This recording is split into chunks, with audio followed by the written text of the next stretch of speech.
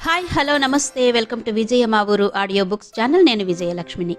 Friends, నవల స్రవంతిలో శ్రీమతి అత్తలూరి విజయలక్ష్మి గారి నవల అర్చన ఆడియోగా వినిపిస్తున్నాను కదా.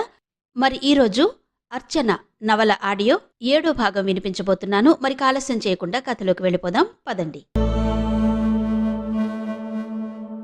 అర్చన ఆలోచనలు సాగిపోతున్నాయి. 28వ తారీఖు, 2 రోజుల్లో నెల అయిపోతుంది. ఉద్యోగం మానేసి చదువు ప్రారంభించాలి. వేణుతో కాపురం ప్రారంభించాలని దారి తెన్ను లేకుండా సాగుతున్న అల్లిబిల్లి ఆలోచనలకి ఫుల్ స్టాప్ పెట్టి జీవితాన్ని జీవితంగా సాగించాలి, జీతం తీసుకుని ఉద్యోగం మానేయాలి అనుకుంది అర్చన. అలా అనుకుని ఆఫీసుకు వెళ్లిన అర్చన జీవితంలో అదొక అత్యంత ముఖ్యమైన రోజుగా మారుతుందని ఊహించలేదు. ఆమె ఆఫీసుకు వెళ్లేటప్పటికీ అంతా హడావిడిగా ఉంది. కొత్త మేనేజర్ వస్తున్నట్ట, పాత మేనేజర్ అమెరికా వెళ్ళిపోతున్నట్ట అంటూ కొలీగ్స్ చెబుతుంటే ఆసక్తిగా వింది. అందరితో పాటు తాను కొత్తగా వచ్చే బాస్ కోసం కుతూహలంగా ఎదురుచూసింది. అతను వచ్చాడు. పొడుగ్గా, చామనఛాయగా, సూదుల్లాంటి చూపులతో గుండెల్లో అలజడిని రేకెత్తిస్తూ పెదాల చాటున అస్పష్టంగా కదులుతున్న చిరునవ్వుతో వచ్చాడు. అతడే. మొదటి రోజు మాల్లో, మరో రోజు సినిమా హాల్లో, ఇంకో రోజు మార్కెట్లో, తరచూ కలలో కనిపిస్తూ తన హృదయంలో కల్లోలం సృష్టించిన వ్యక్తి. ఇతనా బాస్? ఆమె కళ్ల ముందు పెద్ద పెద్ద విస్ఫోటనాలు, సముద్రం ఉవ్వెత్తున అలలతో ఎగిసిపడుతూ ఊరునంతా ముంచేస్తున్నట్టు, ఆకాశం పెళపెళా రావాలతో గర్జిస్తూ పిడుగులు తనమీదే పడుతున్నట్టు, తన సుదీర్ఘమైన జీవితం చిన్న చాపచుట్టలా మారి ఆ అలలతో కొట్టుకుపోతున్నట్టు నిశ్చేష్టురాలై శిలయై నిలబడిపోయింది. ఎవరో పరిచయం చేస్తున్నారు. ఈమె అర్చన, మీ సెక్రటరీ.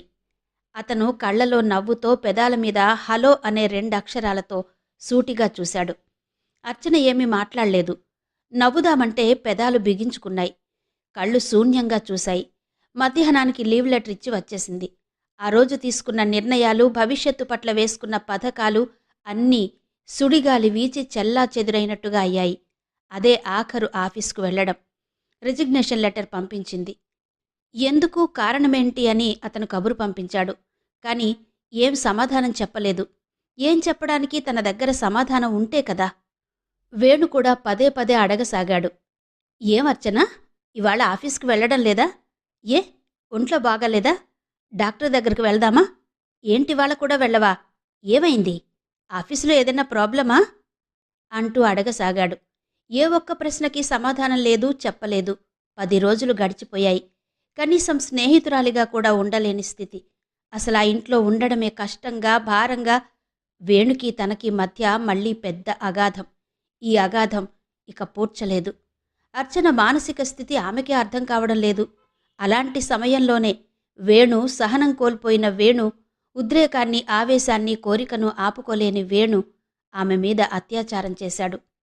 అతను భర్తే, కాని తన అంగీకారం లేకుండా, తన సహకారం లేకుండా, తనకిష్టం లేకుండా తన మీద దౌర్జన్యం చెయ్యడం సహించరానిది, భరించరానిది. చట్టపరంగా తీసుకుంటే శిక్షార్హమైంది. కాని అర్చన అదేం ఆలోచించలేదు. తనకక్కడ రక్షణ లేదని, ఆ ఇంట్లో తనకి స్థానం లేదని, మనసులో ఏమాత్రం వేణుకి చోటు లేదని నిర్ణయించుకుంది.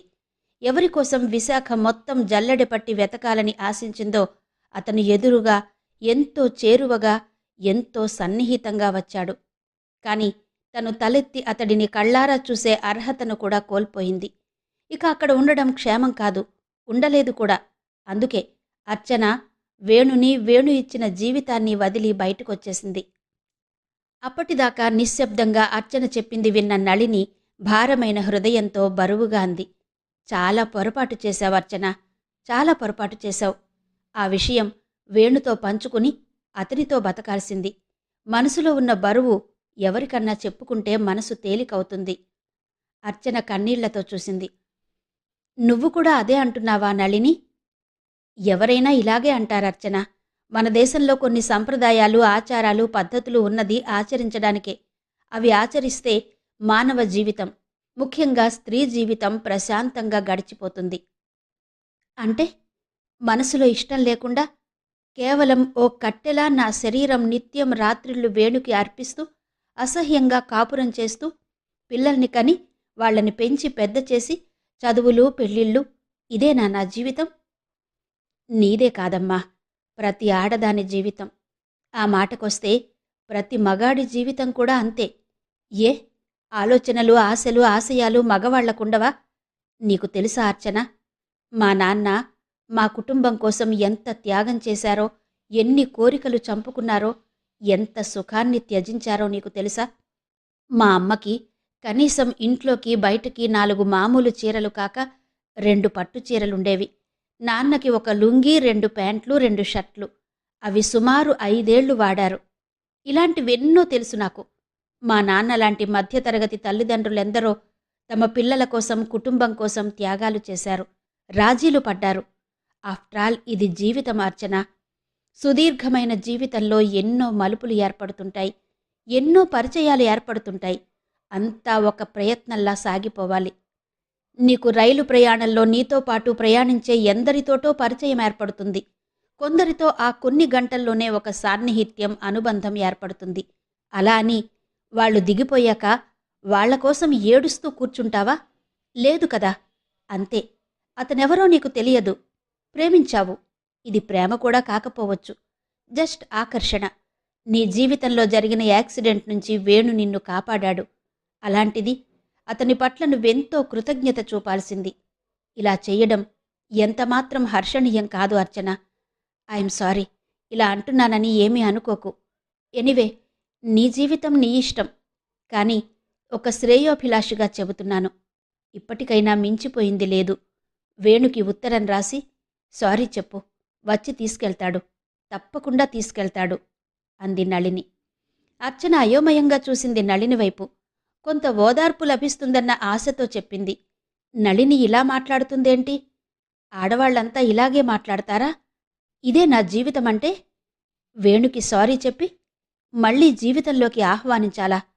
అంతకన్నా అవమానకరమైన విషయం ఇంకోటుందా? అప్పటికే చీకటి పడింది. బయట స్ట్రీట్ లైట్లు వెలిగాయి. పార్కులో జనం కూడా లేచి ఇంటిదారి పడుతున్నారు. అప్పటిదాకా పిల్లల అల్లరితో కోలాహలంగా ఉన్న పార్కులో హఠాత్తుగా నిశ్శబ్దం ఆవరించింది. తదియ చంద్రుడు సన్నని దారంలా వంపు తిరిగి సుందరంగా ఉన్నాడు. అదిగో అర్చన, నెలపొడుపు, దండం పెట్టుకో. ఈ నెల నుంచి నీ జీవితంలో మార్పు వస్తుంది అంది నళిని. వింతగా చూసింది అర్చన నళిని వైపు. ఆమె చూపులో భావం గమనించిన నళిని అంది, నెలపొడుపు చూసి దేవుణ్ణి నీకిష్టమైన వాళ్ళని చూడాలి. నీ చీర చెంగు నుంచి ఓ దారపు పోగు తీసి చంద్రుడికిచ్చి మనసారా నీ కోరిక వెల్లడించుకో. నీ కోరిక తప్పకుండా నెరవేరుతుంది అంటూ తన చీర చెంగు నుంచి ఒక దారపు పోగు తీసి చంద్రుడి వైపు విసిరి 2 చేతులు జోడించి దండం పెట్టుకుంది నళిని. అరచేతులు చూసుకుని తన చేతులు తనే ముద్దు పెట్టుకుని పద వెడదాం అంది. మౌనంగా ఆమెను అనుసరిస్తూ అనుకుంది అర్చన, ఎవరి నమ్మకాలు వారివి, ఎవరి జీవితం వారిది అని. వేణు సెలవైపోయింది. హైదరాబాద్ తిరిగి వెళ్ళాలి. ఆ రాత్రి తల్లి దగ్గర చిన్నపిల్లాడిలా మారిపోయాడు. అమ్మా, బాబుని నేను తీసుకెళ్ళిపోనా అడిగాడు. నువ్వా? ఆశ్చర్యంగా చూసింది తాయారమ్మ. తీసుకెళ్ళి ఏం చేస్తావు? నువ్వు చూడగలవా? వాడి ఆలనా పాలనా ఎవరు చూస్తారు? తన కొడుకుని తనతో తీసుకెళ్లాలన్న కోరిక ఉండడంలో తప్పు లేకపోవచ్చు. కాని వాడిని గాలికి వదిలేసి పెద్దవాడిని చెయ్యాలనుకోవడం ధర్మం కాదే అనుకుంటూ గాఢంగా నిట్టూర్చాడు వేణు. మళ్ళీ చిన్న ఆశ ఏదో మినుకుమినుకుమంటూ మెరిసినట్టు అనిపించి అన్నాడు, పని మనిషిని పెట్టుకుంటానమ్మా. ఆవిడ వేణు జుట్టు నిమురుతూ సన్నగా నిట్టూర్చింది. కొన్ని క్షణాల నిశ్శబ్దం తర్వాత అంది, పని మనిషి మన మనిషి అవుతుందా నాన్న? వాడికి తల్లి లేదు, కాని నాన్నమ్మని నేను బతికే ఉన్నాగా అంది. అమ్మా, బాధగా పిలిచాడు వేణు. అలా అనకమ్మా, నేను తట్టుకోలేను. ఆవిడ సన్నగా నిట్టూరుస్తూ అంది, నువ్వు తట్టుకోలేకపోయినా ఇది నిజం నాన్న. అలా అన్నాక ఆవిడ నెమ్మదిగా వేణు చెయ్యి చేతిలోకి తీసుకుని నిమురుతూ, వేణు, ఆ అమ్మాయి నీ నుంచి ఎందుకు దూరంగా వెళ్ళిందో కాని వెళ్ళి తప్పు చేసింది. ఆ అమ్మాయికి కూడా ఏం వయస్సుందని? చిన్నపిల్లేగా. తప్పు చేసిందని వదిలేస్తామా? పెద్దవాళ్లం. నయానో భయానో దారికి తీసుకురావడం మా బాధ్యత. ఏం చేస్తాం చెప్పమ్మా, ఆవిడిని ఎక్కడని వెతుక్కుంటూ వెళ్తాం అన్నాడు వేణు. ఆడపిల్లకి 2 ఇళ్లుంటాయిరా, ఒకటి పుట్టిల్లు, 2 మెట్టినిల్లు. ఇక్కడ లేదు, నీ దగ్గర లేదు. మిగిలింది పుట్టిల్లు. ఖచ్చితంగా తల్లి దగ్గర ఉండే ఉంటుంది అంది ఆవిడ. తల్లి దగ్గర ఉన్నావిడ బాబుని ఇక్కడ ఎందుకు వదిలేసిందమ్మా అన్నాడు వేణు. ఆ ప్రశ్నకి ఆమెకి సమాధానం తోచలేదు. అవును, బాబుని ఇక్కడెందుకు వదిలేసింది? అప్పుడే కృష్ణస్వామి అక్కడికొచ్చాడు. భుజం మీద కండువా తీసి అరుగు మీద దులిపి కూర్చుంటూ అన్నాడు, ఏం నాన్నా వేణు, నీ సెలవులైపోయాయనుకుంటాను అని. అవునాన్నా. వేణు స్వరంలో వినిపించిన జీర అతని వేదన తెలియచేసిందాయనకి. బాబు గురించి ఏం నిర్ణయించావు? వేణు తల్లివైపు చూశాడు. ఆవిడ మంద్రంగా అంది, వాడేం ఆలోచిస్తాడండి, బాబును తీసుకెళ్లాలని ఉబలాట పడుతున్నాడు. కాని ఎంతవరకు సాధ్యమో ఆలోచించలేదు అందావిడ. ఆయన తల పంకిస్తూ అన్నాడు, అవును, ఆడవాళ్ల సంరక్షణ లేకుండా వాడినెలా చూసుకోగలవు? ఏవండి? తాయారమ్మ నెమ్మదిగా సందేహంగా పిలిచింది. ఆయన ఆమె వైపు తిరిగి చూశాడు. ఒక్కసారి మనం వైజాగ్ వెళ్ళొద్దాం, కోడలికి నచ్చ చెప్పి తీసుకొద్దాం. లిప్తపాటు కాలం ఆయన కళ్లలో కోపం వచ్చినట్టు ఎర్రజీరలు కనిపించాయి. వెంటనే తల పంకిస్తూ అన్నాడు, వెళ్లడం మన బాధ్యత. అయితే నేను వేణు వెళ్ళి వస్తే బాగుంటుందేమో అన్నారాయన. ఆవిడ కళ్లలో సంతోషం వెల్లివిరిసింది. తన ప్రతిపాదన ఆయన సమ్మతించడం అంటే తను చెప్పిందానికి ఆయన అంగీకరించడం అనుకుంటూ ఆవిడంది, అవును, నేనొస్తే బాబునెవరు చూసుకుంటారు? అందుకే మీరిద్దరూ వెళ్ళిరండి అంది. నేను రాను నాన్నా. సడన్గా వేణు స్వరం వినిపించి ఇద్దరూ ఉలిక్కిపడ్డారు. ఏ? ఎందుచేత? ఆయన కొంచెం నొసలు చిట్లిస్తూ అనుమానంగా అడిగాడు. ఏం లేదు నాన్నా, నేను వద్దనుకుని వెళ్ళిపోయిన ఆవిడ కోసం నేనెందుకు దేబిరిస్తూ వెళ్ళాలి? నాకు బాబున్నాడు, చాలు, వాడిని చూసుకుంటూ నేను బతికేయగలను. కానీ ఆ అమ్మాయికి ఆ అవకాశం కూడా లేదు కదరా? దానికి నేను బాధ్యుడిని కాదు నాన్నా. బాధ్యులెవరు, కారణాలేంటి, అవన్నీ తర్వాత చర్చించుకుందాం. ముందు మన ప్రయత్నం మనం చెయ్యాలి. ఆ అమ్మాయి జరిగిన సంఘటనకి భయపడి సంసార జీవితం మీద విరక్తి పెంచుకుందా? మగవాళ్లంటేనే అసహ్యించుకుంటోందా? లేక నువ్వన్నట్టు స్వేచ్ఛ కోసం వెళ్ళిపోయిందా? మనకి ఖచ్చితంగా తెలియాలి. నువ్వన్నదే నిజమైతే ఆమెని బతిమాలను. కాని బతుకు గురించి తెలియచేయడం మాత్రం నా ధర్మం, నా కర్తవ్యం. వేణు మాట్లాడలేదు. మౌనంగా ట్యూబ్లైట్ కింద పురుగుల కోసం తిరుగుతున్న బల్లిని చూస్తూ కూర్చున్నాడు. లైట్ ఆర్పేస్తాను, బల్లులు చేరుతున్నాయి, వెన్నెల ఉందిగా అంటూ తాయారమ్మ లేచి స్విచ్ ఆఫ్ చేసింది. అప్పటిదాకా ట్యూబ్లైట్ వెలుగులో ఓ రకంగా ఉన్న పరిసరాలు ఇప్పుడు వెన్నెల వెలుగులో నిపుణుడైన చిత్రకారుడి చేతిలో రూపుదిద్దుకున్న అద్భుతమైన చిత్రంలా అందంగా ఉంది. పారిజాతం పూల పరిమళం గాలిలో తేలివస్తోంది. పూలన్నీ నేలన రాలి తివాచీపరిచినట్టున్నాయి. కొబ్బరి మట్టల మధ్య నుంచి జాబిల్లి దోబూచులాడుతోంది. ఊరంతా మాటుమణిగింది. అంత నిశ్శబ్దంలో, అంత రాత్రివేళ మొదటిసారిగా వేణుగోపాలస్వామి ఆలయ పూజారి కృష్ణస్వామి ఇంటి ఆవరణలో ఆ ఇంటి సభ్యులు కూర్చుని తీవ్రమైన ఆలోచనలో పడడం వాళ్లకే చిత్రంగా అనిపిస్తోంది. 10 కాకుండానే లైట్లన్నీ ఆర్పి నిద్రలోకి జారిపోయే ఆ వృద్ధ దంపతులు ఈరోజు 11 దాటుతున్నా కొడుకు కాపురం పట్ల కలతతో నిద్రరాక చింతాక్రాంతులై కూర్చున్నారు. ఊహించని సమస్య వచ్చింది. ఆ సమస్య పరిష్కరించాలి. ఎలా? ఇదే ఆ దంపతుల ఆలోచన. అయితే తాయారమ్మ చేసిన ప్రతిపాదనని కృష్ణస్వామి బాధ్యతాయుతంగా అంగీకరించిన వేణు మనసు మాత్రం ససేమిరా అంటోంది. వెళ్ళినా ఒరిగేదేం లేదని అతని మనసు గట్టిగా చెబుతోంది. కాని ఆ విషయం తల్లిదండ్రులకు చెప్పడం ఇష్టం లేనివాడిలా మౌనంగా ఉండిపోయాడు. కృష్ణస్వామి స్వరం మరోసారి గంభీరంగా మోగింది. ఏం వేణు, రేపుదయం ఫస్ట్ బస్కి విశాఖ వెడదామా? కాదనే శక్తి వేణుకు లేదు. అలాగని వెళ్లాలన్న ఆసక్తి లేదు. అందుకే తటస్థంగా తలూపాడు. మర్నాడు వేణు, కృష్ణస్వామి విశాఖపట్నం వెళ్లడానికి ఆ రాత్రి నిర్ణయం జరిగిపోయాక ఎవరి గదుల్లోకి వాళ్లు వెళ్ళిపోయి మంచం మీద వాలారు. కాని కృష్ణస్వామి దంపతులు ఒక ఆలోచనతో, వేణు మరొక రకమైన ఆలోచనలతో దాదాపు జాగారమే చేశారు. అర్చనకి రోజులు చాలా హాయిగా గడిచిపోతున్నాయి. స్కూల్లో పిల్లల మధ్య గడుపుతుంటే బాధలన్నీ మర్చిపోయి ఉల్లాసంగా అనిపిస్తోంది. స్కూల్లో టీచర్గా ప్రస్థానం కొనసాగిస్తూ సివిల్స్కి ప్రిపేర్ అవడం కోసం చాలా పుస్తకాలు కొనుక్కొని వచ్చింది. రోజు సాయంత్రం ఇంటికి రాగానే కాసేపు టీ తాగుతూ మొక్కల మధ్య గడపడం, కాసేపు పూర్ణమ్మగారితో కబుర్లు చెప్పడం, ఆ తర్వాత రెండే రెండు పుల్కా తిని చదువుకుంటూ కూర్చోవడం, రాత్రి ఏ 12కో పడుకోవడం, వేరే ఆలోచనలకు సమయం సరిపోనంత బిజీగా దినచర్యను ప్లాన్ చేసుకుంది. అయితే తనను వెంటాడే కల నుంచి తప్పించుకోవడానికి తప్పనిసరై నిద్రమాత్రలు రోజూ వేసుకోవాల్సి వస్తోంది.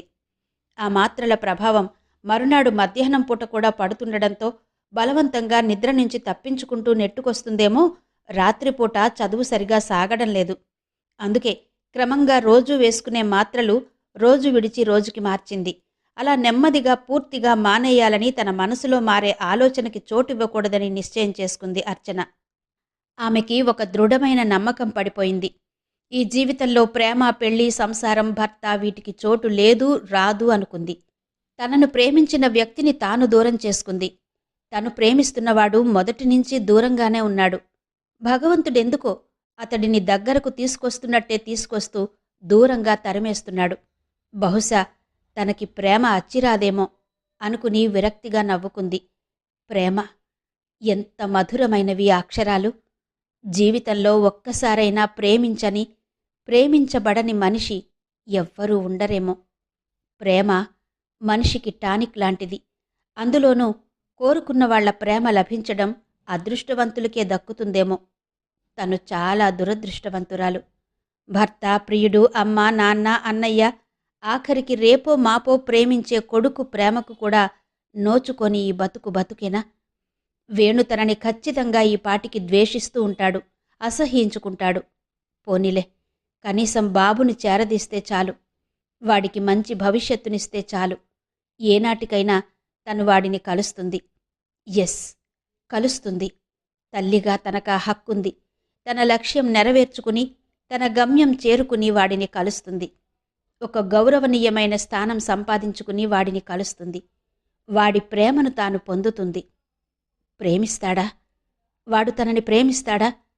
పసివాడిని నిర్దయగా అలా వదిలి వచ్చిందని వాడికి తెలిస్తే తనని క్షమిస్తాడా? వేణు తనని రానిస్తాడా? బాబుని కలవనిస్తాడా? వాడిని చేరదీయనిస్తాడా? ఎప్పటికైనా వాడిని తన దగ్గరకు తెచ్చుకోవాలన్న తన కోరిక నెరవేరుతుందా? ఆ ఆలోచన రాగానే కలవరంతో పిచ్చెక్కినట్టయిపోయింది. కొద్దిసేపటికే తానలా చేసింది వాడి భవిష్యత్తు కోసమే. వాడిని తను చేరాల్సిన చోటికి చేర్చానని తనకి తాను సర్ది చెప్పుకుంటూ బాధ దరిచేరనీయకుండా జాగ్రత్త పడసాగింది. ఇక ఈ జీవితానికి పెళ్ళనేది లేదు కాబట్టి తను కేవలం అర్చనగా ఉండిపోతుంది. ఈ అర్చన ఎవ్వరికీ ఏమీ కాదు, కాని వాడికి మాత్రం తల్లి అవుతుంది. ఈ హక్కు ప్రకృతి అనే న్యాయస్థానమిచ్చింది. దీన్ని కాదనే హక్కు ఎవరికీ ఉండదు. ఎప్పటికైనా వాడు తన దగ్గరకు రావలసిందే. ఎందుకంటే వేణుకి తప్పకుండా అతని తల్లి తండ్రి మళ్లీ పెళ్లి చేస్తారు. భార్యా పిల్లలు, అతనికి విడిగా ఒక సంసారం, జీవితం ఏర్పడుతుంది. అప్పుడు తన కొడుకు ఆ ఇంట్లో పరాయివాడవుతాడు. నో, అలా కాకూడదు. మహా అంటే 5 ఏళ్ళు. 5 ఏళ్లలో తన జీవితం ఒక గాడిన పడుతుంది. ఒక స్థానం, హోదా, డబ్బు సంపాదించుకున్నాక తన కొడుకుని తాను తెచ్చుకోవచ్చు. అలా అనుకున్నాక అర్చనకి మనసు ప్రశాంతంగా అనిపించింది. ఆమెకి ప్రస్తుతం మరో రిక్రియేషన్ నళిని. నళినితో కష్టసుఖాలు మాట్లాడుకుంటూ ఉంటే కొత్త కొత్త జీవిత సత్యాలేవో తెలుస్తున్న భావన కలుగుతోంది. నళినితో స్నేహం సాఫీగా, ప్రశాంతంగా సాగుతోంది. ఆమె ఒక ఫిలాసఫీని నమ్ముతుంది. భగవంతుడిని మనస్ఫూర్తిగా నమ్ముతుంది. నువ్వెందుకు పెళ్లి చేసుకోలేదు నళిని అని అడిగితే, ఇది భగవంతుడి ఆజ్ఞ. నన్నిలా కన్యగానే ఉండిపోయి ఈ పిల్లలకి నా సేవలందించమని ఆ దేవుడు ఆజ్ఞాపించాడు. దాన్ని కాదనే అధికారం, ధైర్యం నాకు లేవు అంటుంది. అంతేకాదు, నీ కలలో కనిపించే రాజకుమారుడు నీకు వచ్చే జన్మలో తప్పకుండా భర్త అవుతాడు. కొందరికి పూర్వజన్మ స్మృతులుంటాయి, తెలుసు కదా, చాలాసార్లు పేపర్లలో చదివాం. అలాగే కొందరికి తరువాత జన్మకి సంబంధించిన విషయాలు ఇలా కలలుగా వస్తుంటాయి. కాబట్టి ఈ జన్మలో నువ్వు కోరుకునే వ్యక్తి నీకు భర్తగా వస్తాడన్న ఆశ ఏదన్నా ఉంటే మనసులో నుంచి తుడిచేయి. నా మాట విని హాయిగా వేణు దగ్గరకు వెళ్ళిపోయి దర్జాగా బతుకు. లేదంటే పిల్లలతో ఇలా గడిపే. అంతేకాని ఆకాశంలో చందమామని కొప్పున అలంకరించుకోవాలనుకోవడం, నక్షత్రాలను నెక్లెస్గా అలంకరించుకోవాలనుకోవడం తెలివి తక్కువ అని అర్చనకి బ్రెయిన్ వాష్ చేయడానికి ప్రయత్నిస్తుంటుంది. నళిని మాటలు విని పల్చగా నవ్వి ఊరుకుంటుంది అర్చన. నేనంత బలహీనురాల్ని కాను నళిని అని మనసులో అనుకుంటుంది. నేనంత బలహీనురాల్ని కాను నళిని అని మనసులో అనుకుంటుంది. అంతేకాక నాగరాజు మీద పగ తీర్చుకోవాలన్న అర్చన ఆలోచన కూడా వ్యతిరేకించింది నళిని. అతనికి పెళ్ళయింది. నువ్వనవసరంగా మూసేసిన ఫైల్ ఓపెన్ చేశావంటే మరో అమ్మాయి జీవితం నాశనమవుతుంది. కాబట్టి జరిగిందేదో జరిగింది. మరిచిపో. మనిషిలో రోజు గడుస్తున్న కొద్దీ ప్రవర్తన, ఆలోచన మారుతుంటుంది. 2 ఏళ్ల నాటి సంఘటన తిరిగి తవ్వుకోవడం మూర్ఖత్వం అవుతుంది. ఎవరూ నీకు సపోర్టు కూడా రారు. నిన్నే ఇంకా దుమ్మెత్తిపోస్తారు. అంచేత నా మాట విని నీ భవిష్యత్తు నీకు అనుకూలంగా సుఖంగా ఉండేలా డిజైన్ చేసుకో. అంతేగాని పంతాలకు పోకు అంటూ సలహా ఇచ్చింది. నళిని మాటల ప్రభావం అర్చన మీద బాగానే పడింది. నాగరాజు గురించి ఆలోచిస్తూ కాలం వృధాగా గడిపేస్తున్నాననిపించింది. ఆమెకి తెలిసినంత మట్టుకు నాగరాజు డిగ్రీ ఫెయిల్ అయ్యాడు. చదువు పక్కన పెట్టి అతని తండ్రి అతనికి తన బిజినెస్లో కొంత షేర్ ఇచ్చి మంచి కట్నంతో పెళ్లి చేసి వాళ్లని విడిగా పంపించేశాడు. నాగరాజు తండ్రికి అంతో ఇంతో విలువలున్నాయి. అర్చన అని తెలియకపోయినా తన కొడుకు ఒక అమ్మాయికి ద్రోహం చేశాడని తెలుసుకున్నాడు. అంతేకాదు, కొడుకు చదువు కూడా నిర్లక్ష్యం చేయడం సహించలేకపోయాడు. ఎంత డబ్బున్నా, ఎంత పదవి, అధికారం ఉన్నా తన కొడుకు ఒక అప్రయోజకుడని నలుగురిలో చెప్పుకోవడం ఆయనకిష్టం లేదు. అలా అని కొడుక్కి శ్రద్ధ లేకున్నా డబ్బుతో ఇంజనీరింగ్ సీట్లు, సర్టిఫికెట్లు కొనివ్వడం కూడా ఆయన సిద్ధాంతాలకి విరుద్ధం. అందుకే డిగ్రీతో ఆపేసి బిజినెస్లో దింపాడు. అది కూడా అతని మేధాస్థాయికి తగినట్టు రియల్ ఎస్టేట్ బిజినెస్. విశాఖపట్టణానికి, భీమిలికి మధ్య ఉన్న ప్రాంతంలో విల్లాలు కడుతున్నాడని ఆమెకు తెలిసింది. చాలాసార్లు అనుకుంది నాగరాజు తండ్రినే కలవాలని. కానీ ఎందుకో ఈ ఒక్క విషయంలో సాహసం చేయలేకపోయింది. అందుకు కారణం ఆయన తప్పకుండా తననే నిందిస్తాడని ఆమెకు తెలుసు. అంతేకాక నళిని అనేకసార్లు ఆమె ధైర్యాన్ని దెబ్బతీయడం, అవమానాలను ఎదుర్కొనే శక్తి లేకపోవడం, ఏదైనా ఏనాటికైనా అతను కలుస్తాడని ఏదో ఒక విధంగా కక్ష తీర్చుకోవాలని అనుకుంటోంది. కానీ ఎలాంటి కక్ష అనేదానికి స్పష్టమైన ఆలోచన ఆమెకే లేదు. అందుకే అన్ని ఆలోచనలకు స్వస్తి చెప్పి భవిష్యత్తు ప్రణాళిక వేసుకుంది. అందులో భాగమే తన ఆశయం నెరవేర్చుకునే వైపుగా వేసిన అడుగు పుస్తకాల సేకరణ, పఠనం. ఆ రోజు నళిని ఒక ప్రపోజల్ చేసింది. పిల్లల్ని తీసుకుని అరకు టూరు వెళ్లాలని. సంతోషంగా ఒప్పుకుంది అర్చన. 30 మంది పిల్లలతో స్పెషల్ బస్సు మాట్లాడుకుని అరకు ప్రయాణమయ్యారు.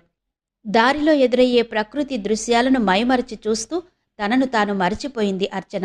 అరకులో గిరిజనులతో కలిసి ధింసా నృత్యం చేయడం, అందమైన వుడ్ కాటేజీ నుండి గార్డెన్ చూడడం, అరకు ఎగ్జిబిషన్లో మానవ జీవన పరిణామ క్రమం, శిల్పాలు చూసి వాటి గురించి, తెలుగువారి జీవన శైలి గురించి పిల్లలకు తనకు తెలిసినంతవరకు వివరిస్తూ ఆ శిల్పాల పక్కన నిలబడి ఫోటోలు తీయించుకోవడం అన్నీ మరపురాని మధురానుభూతులుగా మూటగట్టుకుంది.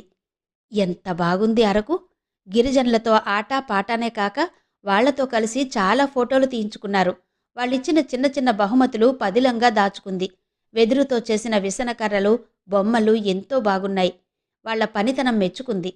వీళ్లలో ఎంతో కళ ఉంది నళిని. కానీ ఎందుకు వీళ్లు నాగరిక సమాజానికి దూరంగా ఉంటారు? అక్షరాస్యత వైపు ఎందుకు వీళ్ల దృష్టి వెళ్లదు అని కొద్దిగా బాధపడింది. ఉండనీలే అర్చన, ఈ ప్రపంచంలో నిష్కల్మషమైన, నిర్మలమైన మమతానురాగాలు మనకి కావాలన్నప్పుడు ఇక్కడికొచ్చి సేద తీరాలంటే వీళ్ళిక్కడే ఇలాగే ఉండని. నాగరిక సమాజంలోకి వస్తే వీళ్ళు మనలాగే పొల్యూట్ అవుతారు అంది నళిని.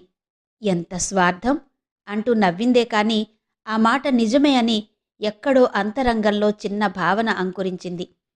అక్కడి నుంచి బొర్రాగుహలు వెళ్లారు. కొందరు లోపలికి వస్తే కొందరు పిల్లలు భయపడ్డారు. భయపడిన పిల్లలకి తోడుగా అర్చన బయటనే ఉండిపోయింది. నళిని, మరో టీచర్ ఆ పిల్లలతో పాటు లోపలికి వెళ్లారు. ఇలా అర్చన ఈ విహారయాత్రలో ఉన్నప్పుడే కృష్ణస్వామి, వేణు వైజాగ్ రావడం, అర్చన జాడ తెలియక వెనక్కి వెళ్లిపోవడం జరిగింది. కృష్ణస్వామి బాధగా తన ఊరు వెళ్లిపోతే వేణు అక్కడి నుంచి హైదరాబాద్ వెళ్లిపోయాడు. వెడుతూ వెడుతూ బాబుని తన దగ్గరకు పంపించే ఏర్పాటు చేస్తే బాగుంటుందన్న కోరిక వెలిబుచ్చాడు. కానీ ఏ విధంగానూ బాబుకి అక్కడ క్షేమకరంగా లేకపోవడంతో ఏం చెయ్యాలో తోచలేదు తాయారమ్మకి. బాగా ఆలోచించిన మీదట ఒక ఆలోచనొచ్చింది. నీలవేణిని, బాబుని వేణు దగ్గరకు పంపిస్తే? కానీ వయసులో ఉన్న పిల్ల నీలవేణి. పనిపిల్లే అయినా ఆడపిల్ల ఎలా పంపించగలదు? ఏం చెయ్యాలో తోచడం లేదావిడికి. పైగా రోజురోజుకి ఊళ్ళో వాళ్ల ప్రశ్నల పరంపర ఎక్కువైపోతోంది. తాయారమ్మగారు, ఇంతకీ ఈ బాబెవరో తెలిసిందా? వీడి తల్లి ఎవరో, మన ఊరికి ఆమెకి సంబంధమేంటో వాకప్ చేశారా? కులం గోత్రం తెలియని పిల్లాడిని ఇంట్లో పెట్టుకున్నారు. తర్వాత ఇబ్బంది పడతారేమో అంటూ ఎవరికి తోచిన సలహా వాళ్ళివ్వడం ఎక్కువైపోతోంది. ఈ విషయాలన్నీ ఒకరోజు రాత్రి భర్తతో చర్చించిందావిడ. ఆవిడ చర్చించడం వలన కాక ఆయన కూడా పరోక్షంగా ఆ ప్రశ్నలు ఎదుర్కొంటున్నవాడే అవడంతో ఆయన కూడా ఈ విషయం తీవ్రంగానే ఆలోచించసాగాడు. అలా ఆలోచించాక ఒక నిర్ణయానికొచ్చాడు. వేణు కోరిక ప్రకారం బాబు వేణు దగ్గర ఉండాలంటే, అది కాక ఆ ఊళ్ళో బాబు తల్లి ఎవరో, ఆమె ఎందుకు ఆ బాబుని అక్కడ వదిలేసిందో ఊళ్ళో వాళ్లకి తెలియకూడదంటే ఒకటే మార్గంగా భావించాడు కృష్ణస్వామి. నీలవేణిని బాబుని వేణు దగ్గరకు పంపించడం. కాకపోతే వయస్సులో ఉన్న నీలవేణిని వేణు దగ్గర వదిలేసి రేపేదన్నా జరగరానిది జరిగాక మళ్లీ మరో సమస్య మీద పడకుండా ఉండాలంటే తాయారమ్మగారు కూడా వాళ్లతో వేణు దగ్గరకు వెళ్లడం. ఆయన నిర్ణయం విన్న తాయారమ్మ కళ్ళ నీళ్లు పెట్టుకుంది. పెళ్ళయి మీ దగ్గరకొచ్చాక పట్టుమని 10 రోజులు కూడా మిమ్మల్ని వదిలి పుట్టింట్లో కూడా ఉన్నాను కాదు. అలాంటిది ఈ వయస్సులో మిమ్మల్ని వదిలి ఎలా వెళ్ళనండి? మీ ఆరోగ్యం మాత్రం నాకు ముఖ్యం కాదా? అంది. ఆయన సాలోచనగా అన్నాడు. తప్పదు తాయారు. మనకన్నిటికన్నా మన అబ్బాయి క్షేమం, మనవడి భవిష్యత్తు ముఖ్యం. నేను ఎలాగైనా కోడలి ఆచూకీ సంపాదిస్తాను. త్వరలో సమస్య పరిష్కరించి వాళ్ల కాపురం బాగుచేస్తాను. ఆ తర్వాత మళ్లీ మన ఊరు మనం కొంతకాలం తప్పదు మరి అన్నాడు. పట్నం మొహం కూడా తెలీదు నాకు, ఎలా ఉండాలో ఏంటో అందావిడ దిగులుగా. పర్లేదులే, నీలాంటి చాదస్తపు ఇల్లాళ్ళెందరో అమెరికా వెళ్ళి నాగరికత నేర్చుకుని వస్తున్నారు. నువ్వు వెళ్ళేది మన దేశం, మన రాష్ట్రం, మన వాళ్ళుండే చోటు. ఏం పర్వాలేదు. వేణు స్నేహితులున్నారు. అతని భార్య మాధవి లక్షణమైన పిల్ల, నీకు తోడుగా ఉంటుంది. కాకపోతే బాబుని నువ్వొక్కదానివి చూసుకోలేవు కాబట్టి నీలవేణిని పంపిస్తున్నాను అన్నారాయన. అది లేకుండా బాబుని నేను చూసుకోలేనన్నది నిజమేలేండి. సరే కానివ్వండి, తప్పదు కదా అందావిడ నిట్టూరుస్తూ. ఆయన భార్యని ఆప్యాయంగా దగ్గరకు తీసుకున్నాడు ఆదరంగా. చాలా కాలం తర్వాత భర్త గుండెల మీద పడుకుని ఆయన్ని చిన్నపిల్లలా హత్తుకుపోయిందావిడ. మర్నాడు ఉదయమే వేణుకు ఫోన్ చేసి తన నిర్ణయం తెలియచేశాడాయన. వేణు ఆనందంతో పొంగిపోయాడు. థ్యాంక్స్ నాన్నగారు, థ్యాంక్ యూ వెరీ మచ్ అంటూ పదే పదే కృతజ్ఞతలు తెలిపాడు. తాయారమ్మగారితో కలిసి మొదటిసారిగా హైదరాబాద్ చేరిన నీలవేణికి ఉక్కిరిబిక్కిరవుతున్నట్టుగా అనిపించింది. ఏంటి జనం? ఎక్కడికి వీళ్ల పరుగులు? ఎందుకింత హడావిడి? ఎవరి మొహాల మీద చూసినా ఏదో ఆందోళన. ఎందుకని? ఆమెకేమీ అర్థం కాలేదు. అమ్మగారు, పాపం వీళ్ళంతా ఏటండి ఇంత దిగులుగా ఉన్నారు అని అడిగింది తాయారమ్మని. నాకు మాత్రం ఏం తెలిసే, నీతోటే వచ్చాను. అడుగో అబ్బాయి వస్తున్నాడు, బాబునిలా ఇవ్వు, సామాను పట్టుకో అంటూ నీలవేణి భుజం మీద నుంచి బాబును తీసుకుంది. వేణు మొహం నిండా సంతోషంతో పరుగులాంటి నడకతో వచ్చాడు. అమ్మా అంటూ ఆవిడ చెయ్యి పట్టుకుని నొక్కి, ప్రయాణం బాగా జరిగిందమ్మా, భయం వేసిందా అని అడిగాడు బాబు కోసం చెయ్యి చాపుతూ. బాగానే జరిగింది నాన్నా, వాడు నిద్రపోతున్నాడు. పద ముందు, మమ్మల్ని ఇక్కడి నుంచి ఈ జనప్రవాహం నుంచి బయటకు తీసుకెళ్లరా బాబు, నాకు ఊపిరాడడం లేదు అందావిడ. వేణు నవ్వాడు. నీలవేణి దగ్గర్నుంచి 2 బ్యాగులు అందుకున్నాడు. నీలవేణి మరో బ్యాగు పట్టుకుంది. ముగ్గురు ఆటో వైపు నడిచారు. ఒక ఆటోలో నీలవేణి తాయారమ్మ కూర్చుంటే మరో ఆటోలో సామానుతో తను కూర్చున్నాడు. తన ఆటోని అనుసరించమని వాళ్లు కూర్చున్న ఆటో అతనికి చెప్పాడు. ఆటోలు కదిలాయి. నీలవేణి విశాలమైన కళ్లతో దాటిపోతున్న పరిసరాలను, రోడ్లను, జనాన్ని వింతగా ఆసక్తిగా గమనిస్తుంటే తాయారమ్మ రోడ్ల మీద ఉన్న చెత్త చెదారం, ఉమ్ములు, ఎక్కడ పడితే అక్కడ మగవాళ్లు నిలబడి ఉచ్చలు పోయడం చూస్తూ ముక్కుకు చీరచెంగు అడ్డంగా పెట్టుకుని నొసలు చిట్లించి విసుక్కోసాగింది. ఇదేం ఊరో, దిక్కుమాలిన ఊరు. శుచి శుభ్రం లేవు బొత్తిగా. ఈ పిచ్చవెధవ ఇక్కడెందుకు వచ్చి పడ్డాడో అంటూ చిరాకు పడసాగింది. నీలవేణి అదేం పట్టించుకోకుండా కలలో కూడా ఊహించని పట్నాన్ని కుతూహలంగా గమనిస్తూ కూర్చుంది. ఆటో ఇల్లు చేరేటప్పటికి మాధవి గుమ్మంలోనే ఎదురొచ్చింది. తాయారమ్మ దగ్గరగా నడిచి ఆవిడ భుజం మీద ఉన్న బాబునందుకుని, నా పేరు మాధవి పిన్నిగారు అంటూ తనని తాను పరిచయం చేసుకుంది. లక్ష్మీదేవిలా దర్శనమిచ్చిన మాధవిని చూడగానే ఆవిడ చికాకు మాయమైపోయింది. లోపల అడుగు పెడుతుండగానే కమ్మటి ఉప్మా వాసన, కాఫీ వాసన ఆవిడ ముక్కు పుటాలకు సోకి నేరుగా స్నానానికి వెళ్ళిపోయింది. బిక్కుబిక్కుమంటూ నిలబడిన నీలవేణిని చూస్తూ, అలా వెళ్ళు, పెరట్లో మరో బాత్రూం ఉంది, అక్కడే ఒక గది ఉంది, నీ సామాన్ అందులో పెట్టుకుని స్నానం చేసిరా అంటూ దారి చూపించింది మాధవి. నీలవేణి తన బ్యాగు తీసుకుని మాధవి చూపించిన వైపు వెళ్ళిపోయింది. మాధవి బాబుని 2 అరచేతుల మీదికి తీసుకుంది. వాడు లేచి కళ్ళు తెరిచి చూస్తున్నాడు. వేణువైపు చూస్తూ అంది మాధవి, అర్చన పోలికే, నీ పోలికలు లేవు అంది. వేణు నవ్వాడు. మాధవి బాబుని వేణు చేతికిచ్చి వంటగది వైపు వెళ్ళిపోయింది. వేణు బాబుని ఎత్తుకుని కుర్చీలో కూర్చుని తదేకంగా వాడినే చూడసాగాడు. మీ అమ్మ నీ మొహం సరిగ్గా చూసి ఉండదురా, చూసి ఉంటే నిన్నిలా వదిలేసేది కాదు. పోనీలే, నిన్ను నాకు వదిలి మంచి పనే చేసింది. మీ అమ్మ చేసిన మంచి పని ఇదొక్కటే. ఈ విషయంలో కూడా మూర్ఖపు నిర్ణయం తీసుకుని ఉంటే, నాన్న, నిన్ను నేను ఈ జన్మలో చూడగలిగేవాడిని కాదురా. వేణు కళ్ళ నుంచి 2 కన్నీటి చుక్కలు బాబు చేతిమీద పడ్డాయి. అప్పుడే స్నానం చేసి తయారై వచ్చిన తాయారమ్మ వేణు దగ్గరగా వచ్చి చెంగుతో అతని చెంపలు తుడిచింది. బాబుని చేతుల్లోకి తీసుకుని, వెళ్ళు నాన్నా, స్నానం చేసిరా, ఆఫీస్కి వెళ్ళవా అంది వేణు భుజం మీద ఆప్యాయంగా తడుతూ. వేణు మౌనంగా లేచి వెళ్ళిపోయాడు. మాధవి అందరికీ వేడివేడి ఉప్మా, ఇడ్లీ, కారప్పొడి, సాంబారు చేసిపెట్టింది. నీలవేణి మాధవికి సాయం చేయడానికి లోపలికి వెళ్ళిపోతే వేణు ఆఫీస్కి వెళ్ళిపోయాడు. మాధవి వంటగది క్లీనింగ్, గిన్నెలు తోమడం అన్నీ నీలవేణికి వదిలేసి వచ్చి తాయారమ్మ పక్కన కూర్చుంది. ఆవిడ ఆప్యాయంగా మాధవిని చూస్తూ అంది, ఎందుకమ్మా ఇంత శ్రమ తీసుకున్నావు? మాధవి నవ్వింది. శ్రమేం లేదు పిన్నిగారు, బాబును తీసుకుని మొదటిసారి మీరు హైదరాబాద్ వచ్చారు. మీకిక్కడ పద్ధతులు, అలవాట్లు తెలిసిందాకా కొంచెం సాయంగా వచ్చానంతే. నువ్వు ఉద్యోగం చేస్తున్నావు కదూ అడిగింది తాయారమ్మ. చేసేదాన్నండి, బాబు పుట్టాక మానేశాను. నీకు మా అర్చన బాగా తెలుసా అమ్మా?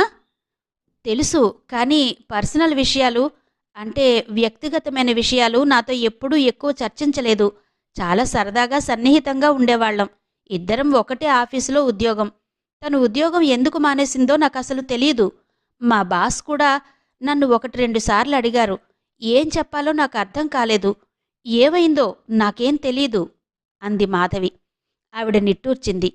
ఎవరికీ ఏమీ చెప్పకుండా కడుపులో కుమిలిపోతే ఇలాగే ఉంటుంది. ఎవరికన్నా చెప్పుకుంటే తోచిన సలహా ఇస్తారు. నచ్చితే పాటించవచ్చు, లేకపోతే మరో నిర్ణయం తీసుకోవచ్చు. ఏంటో జీవితం ఇలా ఎందుకు చేసుకుందో నాకేం అర్థం కావడం లేదమ్మా అంది తాయారమ్మ. మాధవి ఓదార్పుగా అంది, బాధపడకండి. భర్త మీద ప్రేమ లేకపోయినా పేగు తెంచుకు పుట్టిన కొడుకు మీద ప్రేమ ఉండదా? ఎంతకాలం దూరంగా ఉంటుంది? తప్పకుండా ఏదో ఒకరోజు వెతుక్కుంటూ వస్తుంది. ఆవిడ విరక్తిగా నవ్వింది. లేదమ్మా, అసలు ఎక్కడికి వెళ్ళిందో కూడా తెలియలేదు. వేణు వాళ్ల నాన్నగారు వైజాగ్ వెళ్ళి ఆ అమ్మాయి తల్లిదండ్రుల్ని కలవడానికి వెళ్లారు. అక్కడ ఎవరూ లేరట. ఇల్లు కూడా అమ్మేసి వెళ్ళిపోయారని తెలిసింది. మరి ఈ అమ్మాయి ఎక్కడుందో ఏంటో. ఒంటరిగా ఉంటే ఈ రోజుల్లో ఆడపిల్లలు ఎన్ని తంటాలు పడాలో అంది తాయారమ్మ. మాధవికి జాలేసింది. పెద్దావిడ ఎంత బాధపడుతోంది. అర్చన నిజంగా కఠినాత్మురాలు, మూర్ఖురాలు. ఇలాంటి అత్తగారిని, భర్తని, ముత్యంలాంటి కొడుకుని, దేవుడులాంటి మామగారిని, ఇంత భద్రత గల జీవితాన్ని వదిలి వెళ్ళిందంటే ఏం ఆశించి వెళ్ళినట్టు? ఏం సాధించాలని వెళ్ళినట్టు? ఏం సాధిస్తుంది? ఛీ, అర్చన క్షమార్హురాలు కాదు, ఎంతమాత్రం కాదు అనుకుంది మాధవి. ఇద్దరూ వాళ్ల ఆలోచనల్లో ఉండగానే నీలవేణి వచ్చి, అమ్మాయిగారు, బాబుకి నీళ్లు పొయ్యాలి, ఎక్కడ పోయమంటారు అని అడిగింది. మాధవి లేచి, పద, నేను కూడా సాయం చేస్తాను. పెరట్లో కొంచెం విశాలంగా ఉంటుంది, అక్కడ పోద్దాం అంది లేస్తూ. నీలవేణి, మాధవి లేచి వెళ్లబోతుంటే, నాకా గ్యాస్ స్టవ్ వెలిగించడం నేర్పించమ్మా, వంట చేస్తాను అంది తాయారమ్మ. మాధవి వెనక్కి తిరిగి నవ్వి, ఇవాళ్టికి మీరు విశ్రాంతి తీసుకోండి పిన్నిగారు, రేపట్నుంచి నేర్పిస్తాను అంది. పర్వాలేదమ్మా, ఏం పెద్ద అలసిపోయానని విశ్రాంతికి, నేను చేస్తానులే వంట అంది తాయారమ్మ. నేను మడి కట్టుకోకపోయినా స్నానం చేసి శుభ్రమైన చీర కట్టుకుని చేస్తానండి, మీరేం బాధపడకండి అంది మాధవి. ఆవిడ గాఢంగా శ్వాస తీసుకుని అంది, మడి తడి అన్నీ మర్చిపోయానమ్మా, ఆయన కోసం మడి. నాకేం మడి? పర్వాలేదు పిన్నిగారు, మీరు విశ్రాంతి తీసుకోండి. రండి, మంచం మీద ఉతికిన దుప్పటి వేశాను అంటూ ఆవిడ్ని చెయ్యి అందించి లేపింది కుర్చీలో నుంచి. ఆవిడకు కూడా కాసేపు విశ్రాంతి తీసుకుంటే బాగుండు అనిపించి మౌనంగా మాధవిని అనుసరించింది. బెడ్రూంలోకి తీసుకెళ్లి ఫ్యాన్ ఆన్ చేసి మంచం చూపిస్తూ, మీరు పడుకోండి అంది మాధవి. ఆవిడ మౌనంగా మంచం మీద వాలింది. మాధవి తలుపు జారేసి, పద అంటూ నీలవేణిని తీసుకుని పెరట్లోకి వెళ్ళింది. నీలవేణి బాబుని మాధవి చేతికిచ్చి తను కట్టుకున్న లంగా గోచిలాగా వెనక్కి దోపి ఓణి బొడ్లో దోపింది. బాయిలర్లో కాగుతున్న నీళ్లు బకెట్లోకి పట్టుకుని సరిపడా చన్నీళ్లు కలిపి నూనె గిన్నె, శనగపిండి, జాన్సన్ సోప్ తీసుకొచ్చింది. చుట్టూ చూస్తూ, నాకు కూర్చోడానికి పీట కావాలండి అంది. మాధవి ఒక్క క్షణం చుట్టూ చూసి ఓ మూల గోడ కానించి పెట్టిన ఒక రాయి చూపించి, అది తెచ్చుకో, ఇక్కడ పీటలుండవు అంది. నీలవేణి రాయి తెచ్చుకుని వేసుకుని కూర్చుంది. బాబును తీసుకుని నేర్పుగా బాబు ఒంటికి నూనె రాసి మర్దన చేస్తుంటే మాధవి కుతూహలంగా చూస్తూ కూర్చుంది. ఇంతవరకు శ్రీమతి అత్తలూరి విజయలక్ష్మి గారి అర్చన నవల ఆడియో 7వ భాగం విన్నారు కదా. మిగిలిన కథ తర్వాతి భాగాల్లో వినిపిస్తాను. అంతవరకు సెలవు. నమస్తే.